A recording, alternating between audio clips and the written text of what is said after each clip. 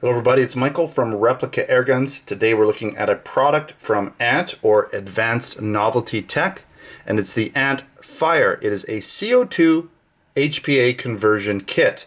So what it does is it allows your standard CO2 gun that you would normally use these, regular CO2 cartridges with, right? These guys right here, right? Standard CO2 cartridges. And as we know, they can get expensive, and some guns like to eat a lot of CO2, so you might only get 3 magazines out of some of these heavy blowback guns. So it starts to get expensive even when you buy in bulk. So a way around that is to buy one of these conversion kits from Advanced Novelty Tech. And now I have reviewed a very similar product. I actually reviewed the original. This is the Fire. As you can see here, it says Fire. All right, Fire, super fancy. The original one was for a different CO2 gun, so with a different adapter. And so this is for, and I'll be getting into it, I'll show you a list of some of the guns that it works with. It doesn't work with as many CO2 air guns, but it does work with quite a few. Lots of guns from KWC, Umarex, Gletcher, a whole bunch of different products it'll work with them. Basically the guns that the original didn't work with. So let's take a look at some of the guns that it does work with really quickly. Now there's even more than this suggests. I kind of already noticed it. For instance, Gletcher, they missed a few of the Gletcher ones out just because some of the Gletcher guns are actually from KWC, so they'll work with some of those ones too. But you can see here, it's going to work with like some of the ASG guns, not a lot of them. A lot of the KWC guns that use these smaller adapters. So see the little CO2 screw there? Let me get you to focus in here. See how it's kind of a smaller screw? Anything with that diameter threading, it'll work with. So even these, these old Colt single action armies, you can see the threading is the same, smaller threading, and it'll work with anything pretty much that uses that type of threading. And there's quite a few guns that use that type of threading. The Peacemakers, as I showed you, a lot of the KWC 1911s will work, the original ones. So Umarex rebrands a lot of those. Even Gletcher will rebrand the Colt 1911, some of the PO8s, right? All those different ones. Back here, there's your Gletcher. So the NGT, my watch is pinging like crazy here. Gletcher, the TT, I'll be showing you some of that stuff, right? ISCM 22, really cool. Of course, the John Wayne Colts, some of the KWC, right? The Makarov, Gletcher makes a Makarov that's actually from KWC as well. Again, the 1911s just rebranded by Remington. Right, a whole bunch of these guns. So you can look at their website. I'll put a link in the description, and over on replicaairguns.com, where I'm going to have a written review, I'll put links to all of this stuff. But they do have, so they do have, you can see it here, right? You can see that, and I'll be bringing it out in a second, right? Use with remote line. Now you are going to need CO2 of some sort in a ball canister. So something like this, right? This is, I believe, a 20 ounce or whatever it is. 20 ounce CO2 canister, right? You'll need something like this, either CO2 or high pressure air, right? Some sort of high pressure air. This one's obviously pretty low, not going to work too well. A little low there. But a lot of these high pressure air systems can go up to, 1000 FPS. So you might even get a little bit higher, or sorry, 1000 PSI. So you might get even higher FPS because CO2 is typically around 850. So if you're cranking it up to about 1000, which basically is within the limitations of this product, ANT says don't go over basically that too much, right? Then you should be okay. Of course, a little more pressure in your gun might wear your gun down a little quicker, but it's going to have more feet per second performance, which is another cool factor.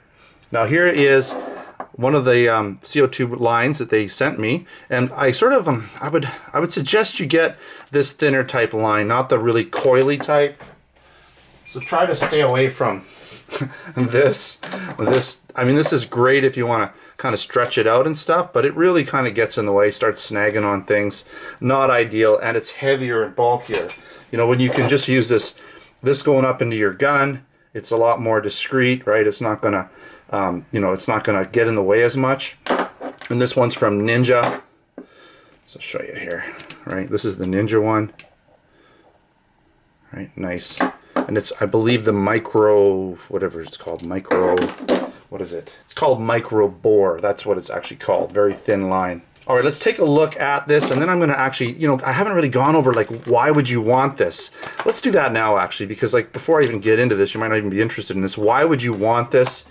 Well, number one, it's going to bring the cost of your CO2 down. When you buy in bulk, it's just going to be cheaper. You can fill up a 20-ounce CO2 tank for, you know, a lot cheaper. I can't remember exactly how much it is, like $5, $6 or something like that, versus, you know, a couple packs of CO2 is going to cost you $5, $6. And I believe you can get close to 5,000 shots out of a 20-ounce CO2 tank. So I don't know the exact numbers, but you're going to get a ton more shots out of a 20-ounce CO2 tank. And high pressure air, if you happen to have that type of a system, you can fill up these big high pressure air tanks and get even more shots, and potentially even for cheaper prices, right? So pretty cool that way. The other thing is, the problem with CO2 with these little guys, I don't know if you've ever done, like if you've ever used propane on like a gas heater, you know, those little tanks, those little green tanks that you put on your propane for your heaters. Once they get down to about half, you'll notice that the tank starts to freeze up, and you'll see an actual frozen line going across the tank. Usually it's about halfway down, something like that. It's because it's pulling out all this propane gas really quick, which cools the tank down.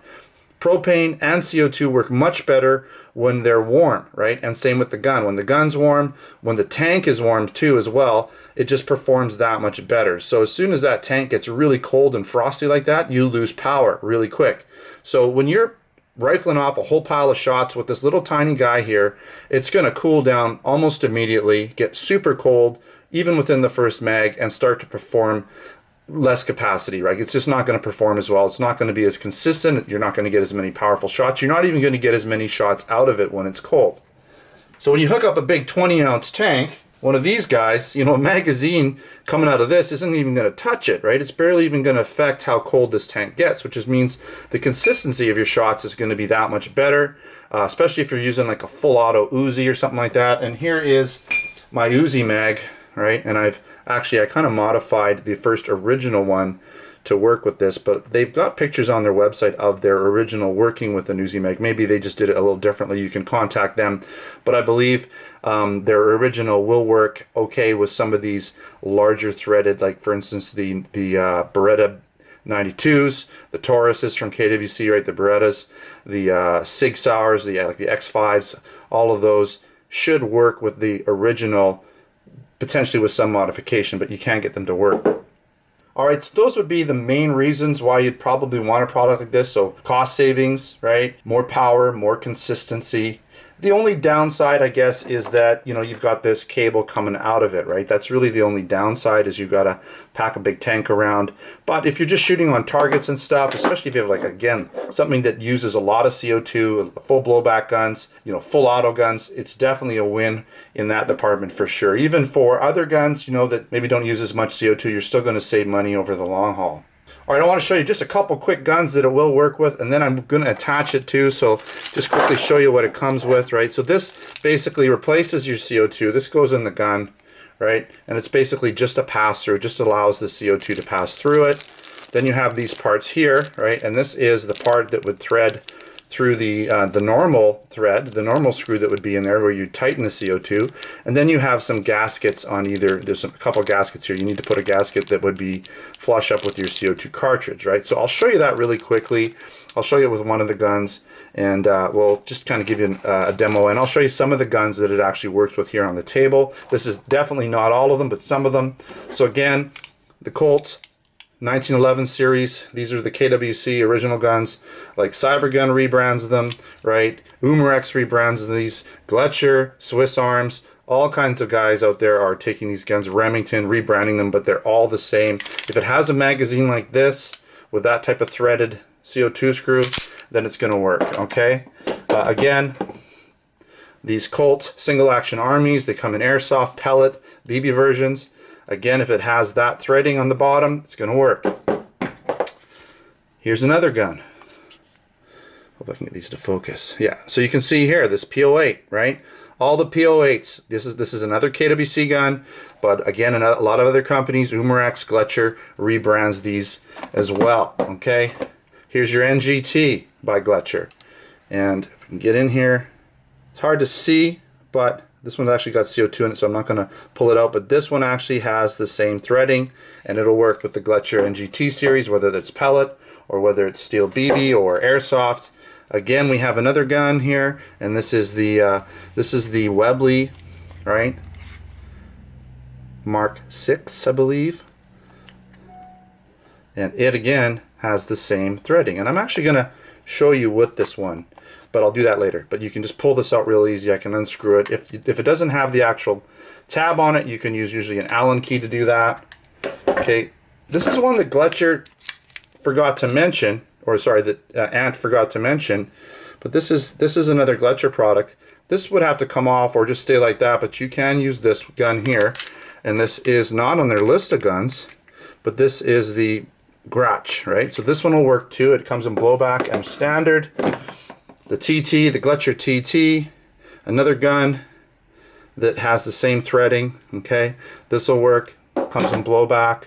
Here is the KWC / Gletcher Makarov, right? The PM 1951, that's what Gletcher calls it.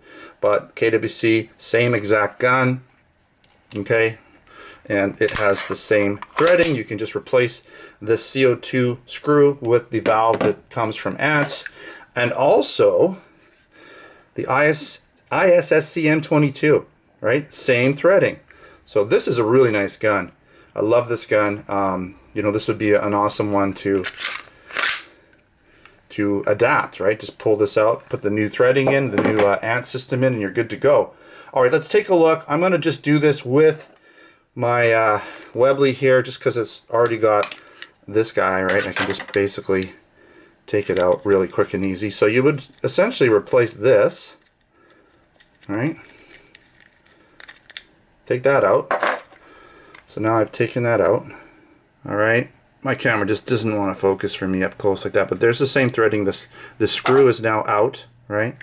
Okay, and so what we're going to do is we're going to replace it with the Ant product here. Let me get out of the bag. Now you'll see here, I believe we just have 2 of these. You only need 1, but they've been kind enough to supply us with 2, right? And so we're going to put this through, thread it first.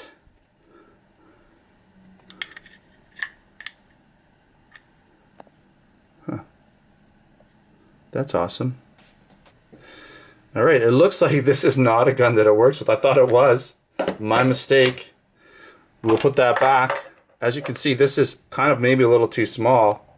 I misread, I guess, their thing. So don't use it with the Webley pistol, okay? So that's cool. At least we know not to use it with that one. But let's use it with something like this, like a 1911. Okay, make sure I don't got any CO2 in there. Now we can just work with the magazine on this pistol. No big deal. And I do have an Allen key. And so I'm going to unscrew this. Same thing, right? So a lot of these guys just unscrew them, right? Okay. And then we'll try this again. So we're going to just screw this in, and that's what I want to see, is just having the screw in. Okay, and then we can put our little guy here in there, right, so that we're not, you actually put this, I was trying to do it the wrong way, you put it on the bottom of the CO2 or of the pass-through guy right here. So you put this here on the bottom, okay? I was trying to put it on the other threading, and because I haven't done this in a long time, so now you can see how the whole thing's supposed to go together. Kind of blew it there, but hey, you know what? My fumbling around is going to save you having to fumble around if you watch my video. They also have instructions, by the way. I'm not one to read instructions, as you can tell, but so essentially this goes right in through there, right? Make sure that this goes in this direction, okay? So it goes into the CO2, not this way. Don't try to put it in the other way. I mean, it might work, but this is the way it's supposed to work. And then you just tighten it up, and you would use, I believe it's a 7/8 wrench. It says on the manual what to use again. Just whatever wrench fits this. I believe it's imperial, it's not metric. So you tighten that up as tight as, well, you know, as tight as you want to go, basically. So make sure that when you tighten it up, it all tightens up well centered, right? Side to side is going to be well centered. Tighten it nice and good, and then you're ready to attach your high pressure CO2 or air, just like that, okay? And then it would go right into your gun. Bang, right? Bob's your uncle, okay? So that's how that works. Pretty straightforward. Now you could easily remove this and just put your regular CO2 screw in there at any time. If you want to just use standard CO2 again. Again, do not try to use it with this Webley. It's just the wrong size completely. I'm not sure. I might have just misread it. Let me just double check here. No, I didn't misread it. This is the right gun that they mentioned to use it with, but this CO2, this screw hole is the wrong size. So A&T, you're going to have to change that on your little sheet, or Webley, you're going to have to make the threading bigger, one or the other. All right, wanted to double check one more gun just to make sure we have the right threading. All right, they did say that this NGT pistol would also work, but I have a feeling it uses the exact same threading as the Webley. So because of that, I don't think this is gonna fit.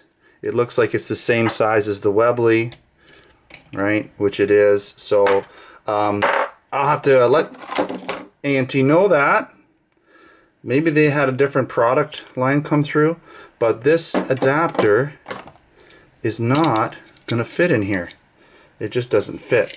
So anyways, good to know. I'll get a hold of Ant and make sure that they're aware of this. Maybe they had a different series come through with slightly larger CO2 screws, but mine don't work. So that's good to know. Good to let them know that some of the Gletcher guns don't work, but I can say that this guy would work, right? The KWC one here, that'll work for sure. This TT will definitely work. It's the right threading, right? You can see that right here. You know, all those guns, definitely the ISSC, definitely the John Waynes, the Colt Single Action Armies, definitely the Lugers, definitely the 1911 series as I showed you. So that gives you an idea. All right, so to finish up, this has been a bit of a revealing video. Kind of stumbled my way through it. Some of the guns that were supposed to work didn't work, but that's okay. It's better to find out now than when you get it at home and it doesn't fit your gun. So we'll sort that out. I'll let Ant know all about this in case they don't already know. But to sum it all up, this is a great product in terms of saving you on CO2 costs, on increasing the performance of your gun, not just the FPS, but the consistency of the shooting. It's going to be a lot more consistent shooting gun through, you know, as many mags as you really want to go through, or as much CO2 as you have on hand.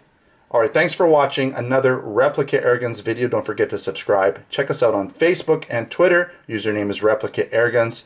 Also check out our ReplicaAirguns.com website where I have articles, post reviews. I'll have a written summarized review for this product, the Ant Fire, over there, and I'll put a link in the description. Also check out our Canada and US Replica Airgun stores where we sell air guns, BB guns, pellet guns, airsoft guns, blank guns, knives, and other accessories. All right, thanks for watching. Until next time, take care.